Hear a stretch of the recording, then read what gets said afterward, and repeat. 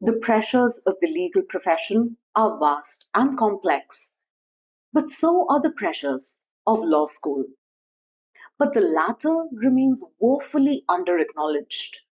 The transition from high school to coaching for high stakes entrance exams like CLAT to then highly competitive universities is not one that's easy for everyone to navigate.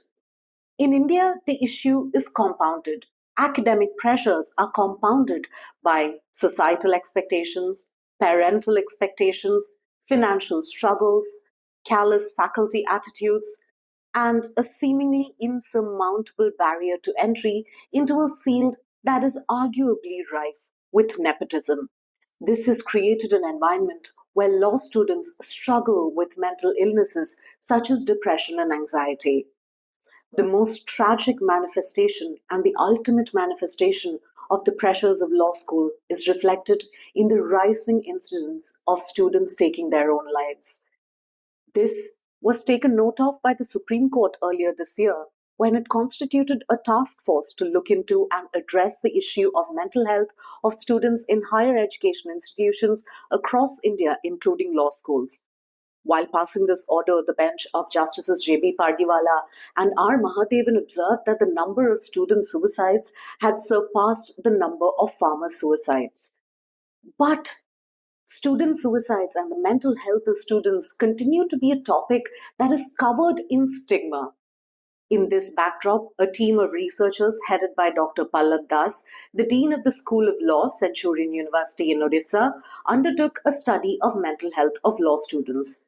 The study focused on 103 students from law schools across Odisha, and these findings and suggestions of the study can be found in this book, Understanding Mental Health Through the Prism of Law.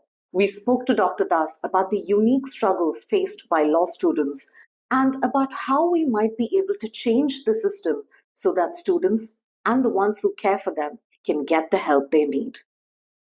Dr. Das, why did you choose to focus on the mental health of law students alone? Are law students more prone to mental health issues?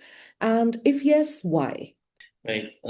So the idea of doing this particular book germinated from one particular instance that I have been witnessing that the state of Orissa, as such, has around 68% of depression rate, out of which a lot of students from the age of six, they start within the age of 15 onwards, but I'm not taking the age of 15, but 16 to 19 is the age when they start getting these disorders, or at least the feeling of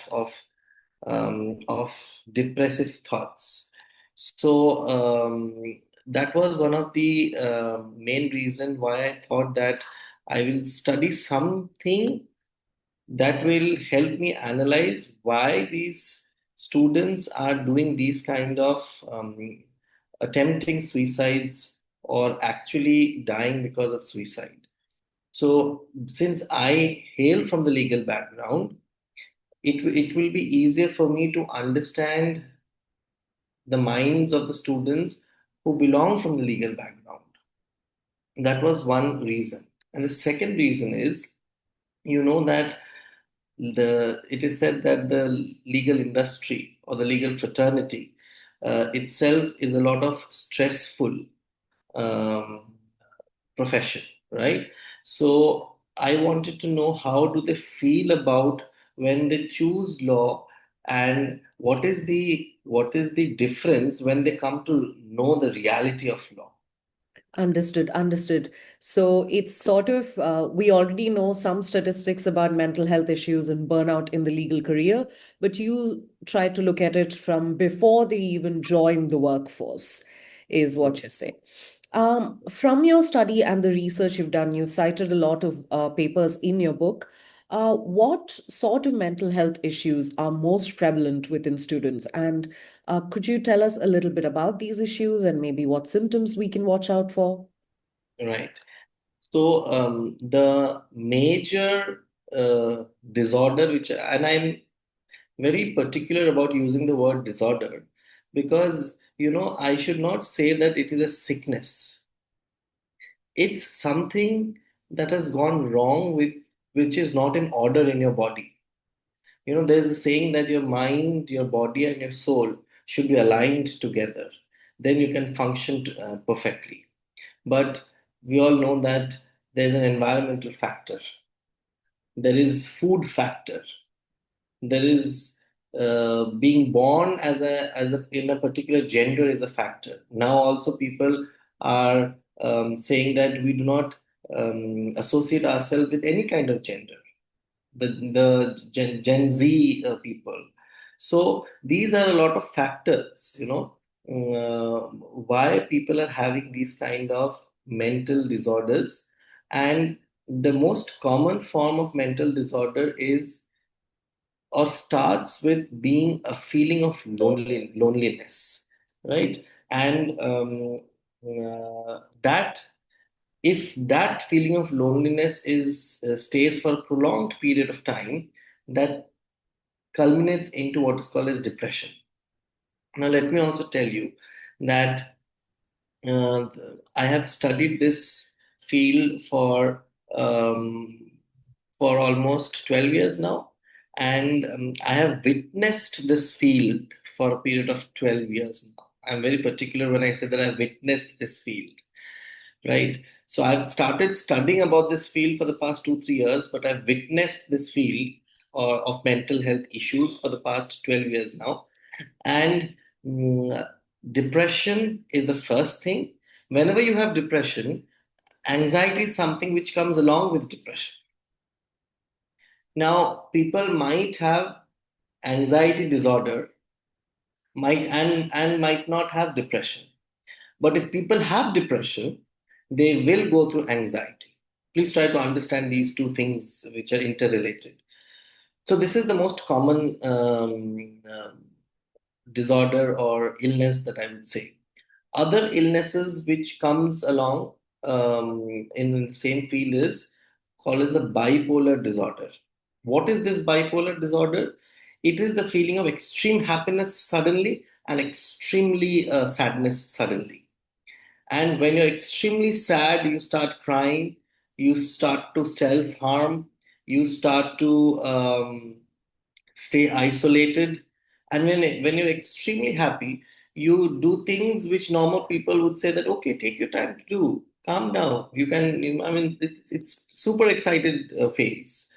So, and then the third thing which I've seen a lot of people, which I've not been able to mention much about it because there was no respondents for it, but I know for the reason is bulimia. Bulimia is also a mental disorder, right? The eating disorder which is there.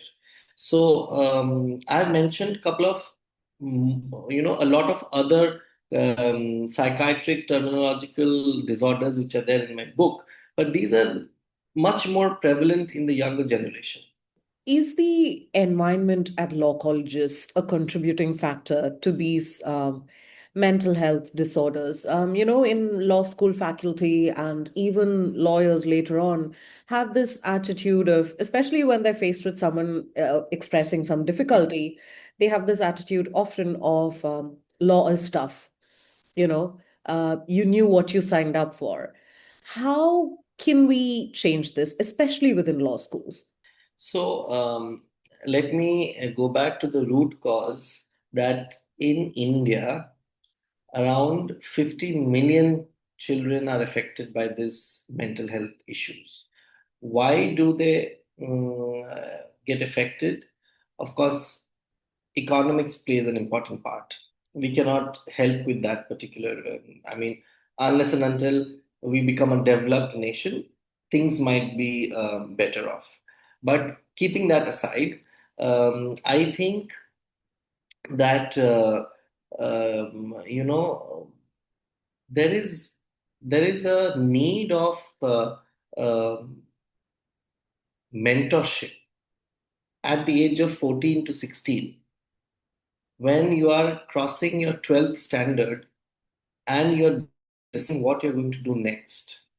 What is happening and what has been happening is our parents said that we will do engineering, we will do medical. And law was a field which was said that जो कुछ नहीं कर पाता वो law करता है,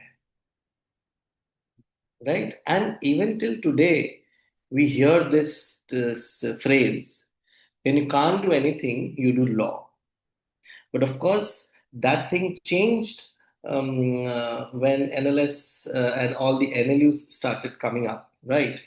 But that's a different story. I will also add when when I say things in line. But we are not mentored properly.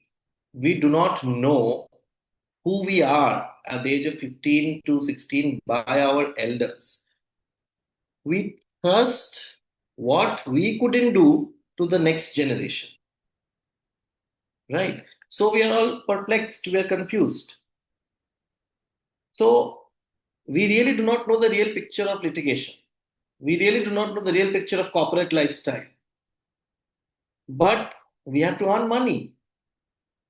You see the pressure building from which place there is a nerve. Sorry, there is a nerve called as the vagus nerve, which starts from the umbilical cord and goes up to the brain. And this vagus nerves then has other branches of nerves, right? They say that by birth, an individual is anxious. By birth, an individual is anxious, but some, when they reach to a place where responsibility strikes in, some are able to manage it, some are able not to manage it, some are able to um, resist it. So these are, I mean, these all play a very important role. And when I say that environment plays a very important role, because had you been mentored properly, you would probably have chosen something else, which is what the Western world is all about. They do not have 32 subjects to study. They have skiing, they have sports, they have dance, they take breaks in between their career to shift. But here, what is the thing? When Indian companies take interviews, they see that, Are, you have a gap here. There's some problem with you. So I think a lot of factors are there, and people who are in a position of authority needs to understand this. They also need to empathize. That is very, very important. Okay. We at Bar and Bench have reported on an unfortunate number of cases where students have died by suicide in law colleges. And often it is after these suicides are reported that these universities uh, even talk about taking any action to address their students' mental health. So it seems to the outsider, it seems to be very reactionary, somewhat of an afterthought. What sort of interventions or what sort of concrete steps can law schools take to integrate mental well-being into their policies rather than making it a reactionary step so that these kind of incidents can be prevented rather than addressed later? The first and foremost thing is to stop the show business. You know, NLUs have all become a show business. And of course, there are other private universities. But why I say this, and I'm openly stating this, is because there's so much of pressure built up by these law colleges that it's a semester wise. You start the semester, and nobody thinks about an individual student as a human being. First, think about them as a human being. Yes, students will take excuses not to come to class. Yes, students will do all kind of things to enjoy their life, right? That's student life. We must not punish them because of this. In Odisha itself, Of course, the study that I've done on mental health, the book which I've written, is a culmination of private, state, and NLUs also. But you know, the fact is that m- majority of the suicides are happening. Sorry to say, in NLUs. Why is it happening? These institutions were supposed to be state of an art institute where you become someone like Honorable Mr. Ram Jethmalani, right? But I think what is happening is that we are all busy. Today I am both teaching as well as in an administrative, officiating as an administrative post. I have so much of work to do. And then I have so many students to take care of. If I take care of them individually, I get bogged down, right?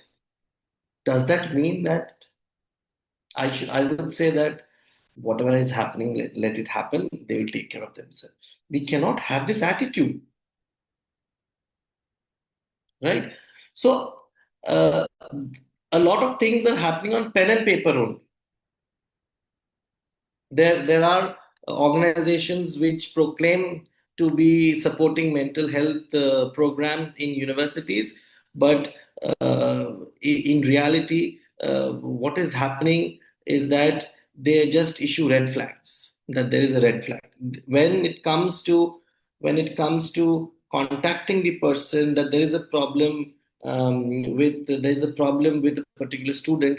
They'll say, it's like rubbing it from our shoulder and say that, okay, we'll see it tomorrow, not taking the issue seriously, right? So I think there is still a space where we can implement comprehensive mental health programs. People are taking this very lightly. We can have, let me tell you, UGC, I don't know whether you know this or not, UGC has issued that every university must have telemarks. How many university has that? I never knew. I came to know when I was doing this research. I came to know when I read your book, actually, because you mentioned it in the book. So I think awareness creating programs is the need. First, let us start awareing people, right? Then the second thing is, let us all join hands, make some noise to reduce the stigma. Just because I'm going to a counselor does not mean कि मैं पागल हूँ. Just because I'm taking psychiatric medicine does not mean that people should stay away from me. You see, these are the thought processes which are there in people's mind, ingrained in people's mind. And of course, there are side effects of this medication. If you tell me today what are the side effects, I can narrate down the side effects of various tricyclic antidepressants, SSRIs, SNRIs, or anxiolytic antidepressants, benzodiazepines. I can tell you, but there is a way of taking these medications, which, let me also tell you, many psychiatrists do not know about it.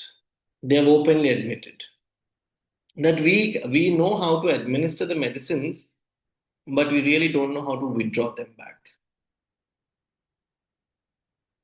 So I think um, faculty, staff should be engaged in meaningful discussion with the students about mental health. Let's have a dialogue about it in the university.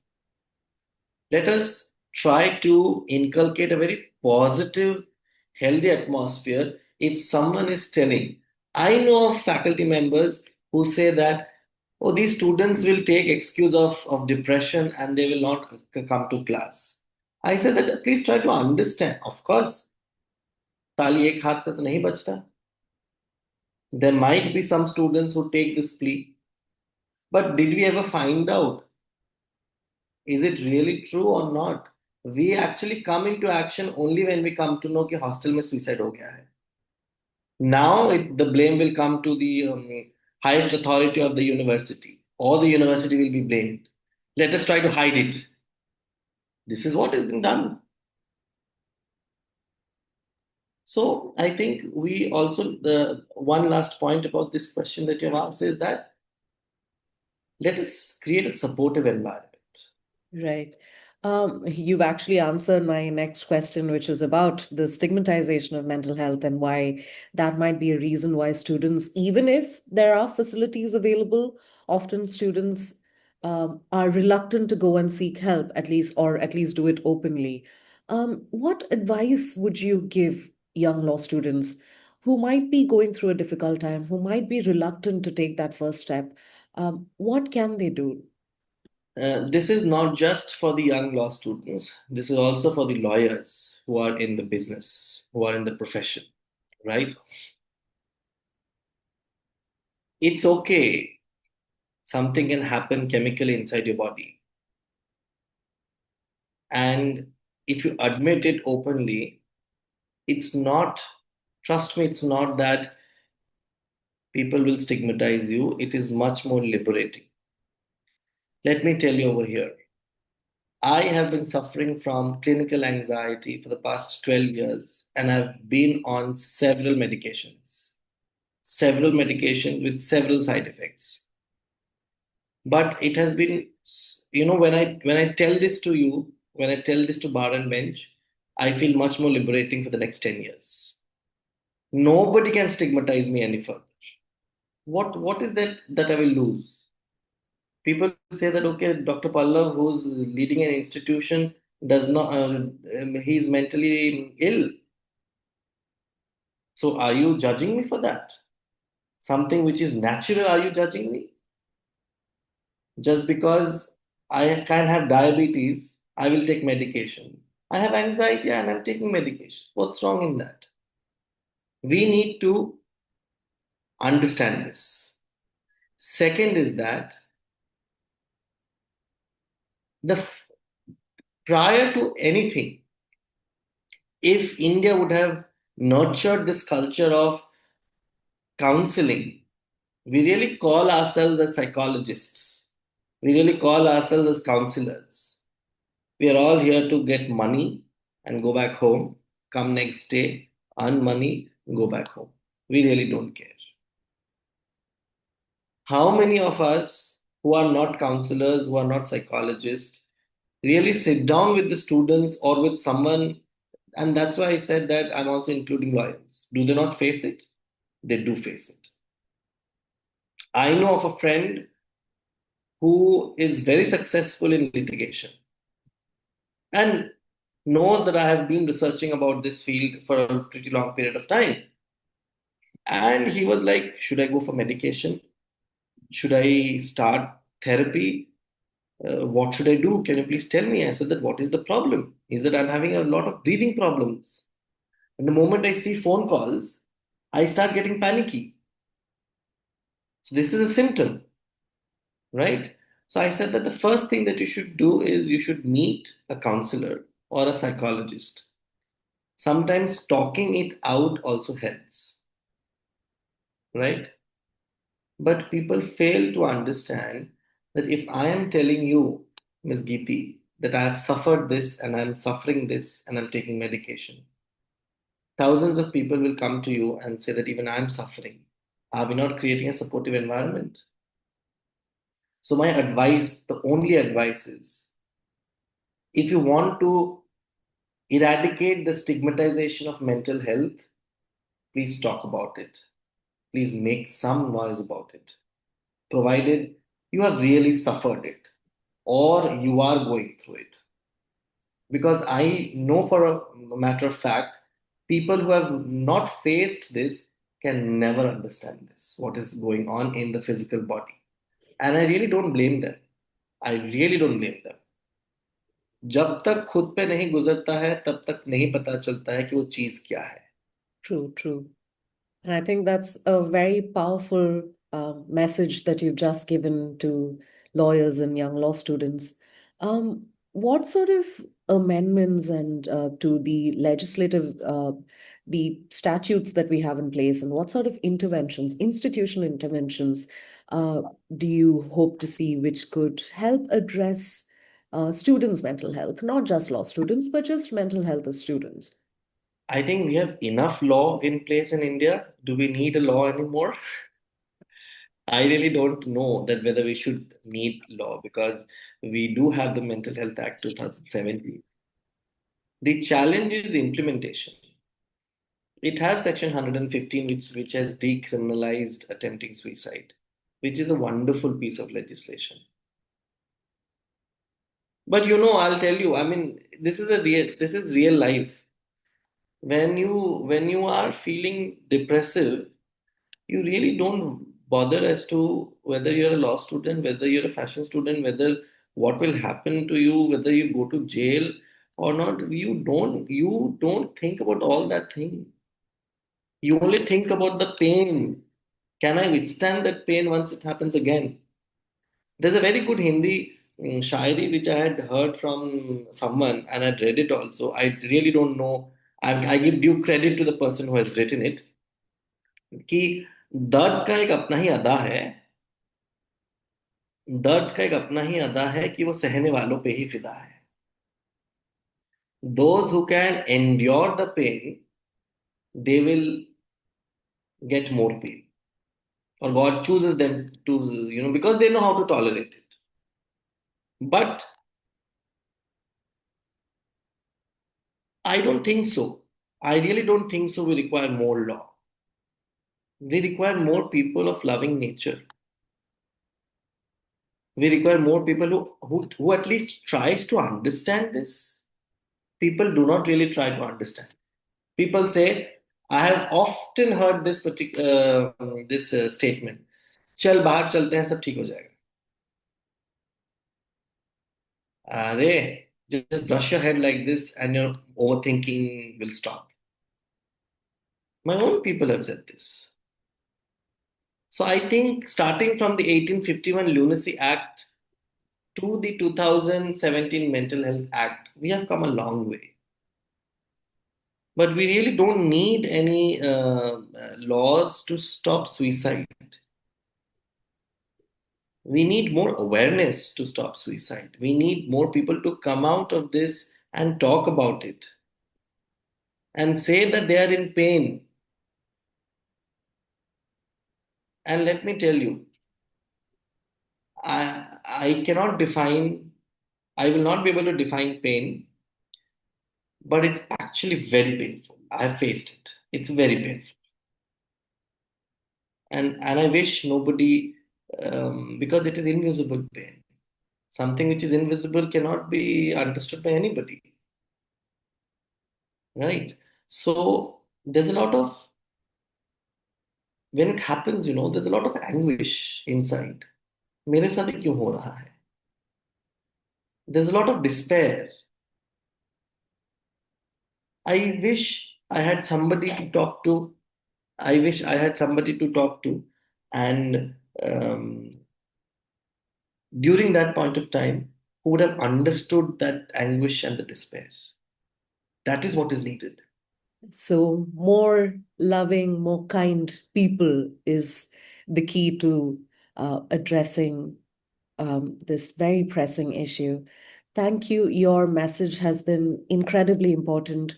Thank you for speaking with us about this. And I wish you all the best for all your future endeavors. Thank you, Dr. Das. Thank you. Thank you.